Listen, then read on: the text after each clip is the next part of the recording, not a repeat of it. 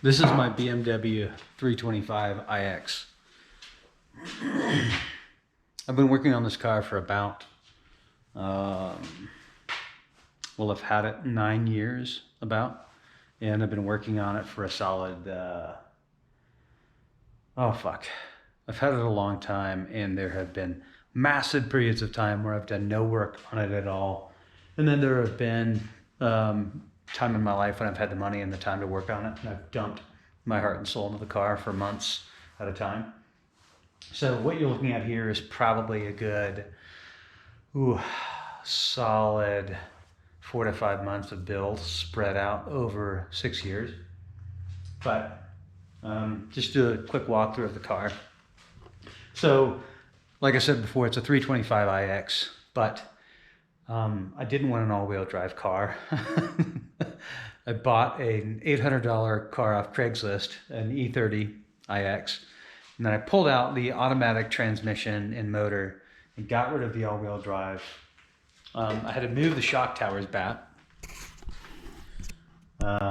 These shock towers that were initially here offered very little caster and not really great camber, and I've since moved them back here, and I actually have to re-weld in another mounting plate for this so that I can have even more camber, and I'll explain why in a second.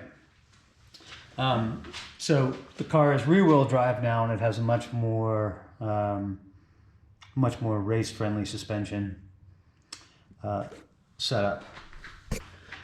I installed a Hot Bits rally suspension because the car was originally going to be an E30 rally car, but a lot changed in my life since when I started the car, and I moved out to Colorado, and now I'm actually building the car to race Pikes Peak. The car will be a Pikes Peak hill climb car.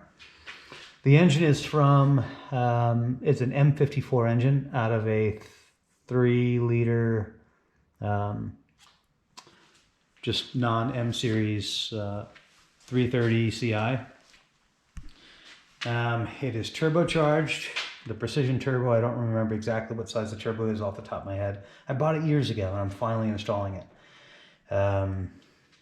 Wastegate, blow-off valve, full standalone ECU. The engine has been completely built, machined, forged internals, lower compression, I think 8.5 to 1. An M50 head. This is not an M54 head, this is an M50 head with an M52 throttle body. And the ECU is a Haltech Elite 2500 ECU. I haven't mounted it yet, I've wired it, but I've got to mount the ECU, and this is an Eaton PDM that I got, and then a Haltech LC7 dash display.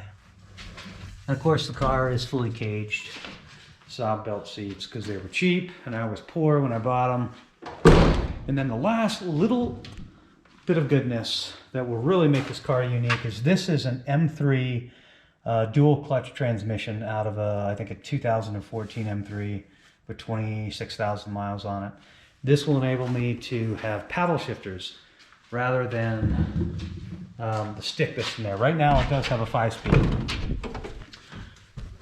It does have the 5-speed with a short shifter. I will tune the car with the 5-speed, and then once the car is tuned and I have rewired the dual clutch transmission and plugged in the computer and gotten it all sorted, I'll swap the transmissions and I'll have a paddle shifting 600 horsepower E30. The gas tank is out because I'm going to install a larger fuel pump so I can run E85. Pikes Peak is very competitive, and if I'm going to be, I would say if I'm going to qualify, given the fact that I don't have a lot of race experience, I'm going to need a decent amount of horsepower. I would say probably 600. The car weighs around 2,700 pounds right now, so that'll give me a good power to weight ratio. Plus with, you know, the quick shifting ability from the paddle shifting transmission. I should do okay. I don't think I'll win anything, but I just want to get up the mountain. This is an HTG transmission control unit. This is what will control the M3 paddle shifting transmission, or as Jeremy Clarkson would call it, the flappy paddle gearbox. So yeah, that's pretty much it. I ordered some 1000cc injectors. They're on their way. They should be here in a few days. Oh, rubber. I almost forgot. Back when I was going to build a rally car, I bought some rally wheels and tires. Those are not going to work. Over here in the corner, which I have not installed yet because I don't have the body kit and the spacers and the lowering kit. These are 275 40 R17s. And they look amazing on the car, but I've got to put some massive fender flares on there before I can really run around on them. So we're going to tune the car with the rally wheels and tires, and then once it's fully tuned, put in the flappy paddle gearbox, and then finally install the wheels. And I think all of that will probably take me the next like 3 months.